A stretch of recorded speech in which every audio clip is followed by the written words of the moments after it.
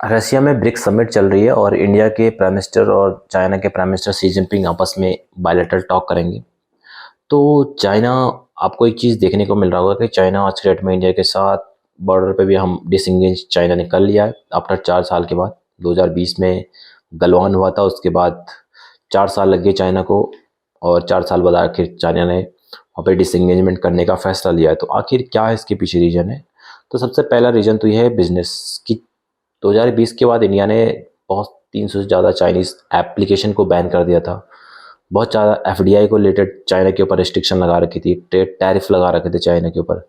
बहुत सारे business related restriction India ने चाइना के ऊपर लगा रखे थे। एक रीज़न तो ये है कि चाइना इंडिया के साथ बिजनेस करना चाहता है, जिसकी वजह से चाइना ने डिसंगेज करना बेटर समझा। दूसरा रीज़न था ब्रिक्स समिट जो ये होने वाली थी। ये चाइना के लिए बहुत इंपॉर्टेंट है क्योंकि ब्रिक्स समिट में चाइना एक तो जितनी रसिया है, इंडिया है और जितनी भी कंट्रीज हैं, इनकी सपोर्ट चाहिए चाइना को एक सॉफ्ट पावर के लिए, कि चाइना जो है वर्ल्ड लेवल पे अपने आप को इस तरह से नहीं दिखाना चाहता कि वो मेंबर कंट्री के साथ इस तरह से बॉर्डर पे डिस्प्यूट करने में लगा हुआ है। तो उसकी इमेज का सवाल था।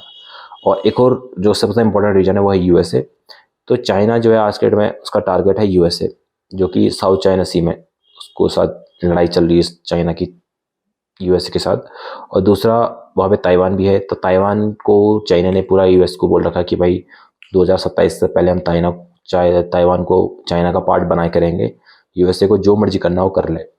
तो चाइना का जो अभी प्रायोरिटी है वो है कि ताइवान को 2027 से पहले चाइना का हिस्सा बनाना ताइवान को। तो चाइना इन सब चीज़ों पे लगा हुआ है। तो चाइना अपने को डाइवर्ट नहीं करना चाहता इंडिया के ऊपर। और चाइना को एक और चीज़ पता है कि यूएस का प्लान ये भी है कि इंडिया चाइना को आपस में लड़वाना।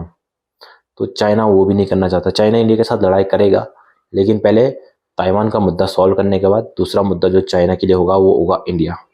तो तब तक के लिए चाइना ने जो है इंडिया के साथ डिसंगेजमेंट करना बेटर समझा। और एलएसी पे जो पेट्रोलिंग एग्रीमेंट जो हुआ है वो इसी का नतीजा है। जय हिंद, जय भारत।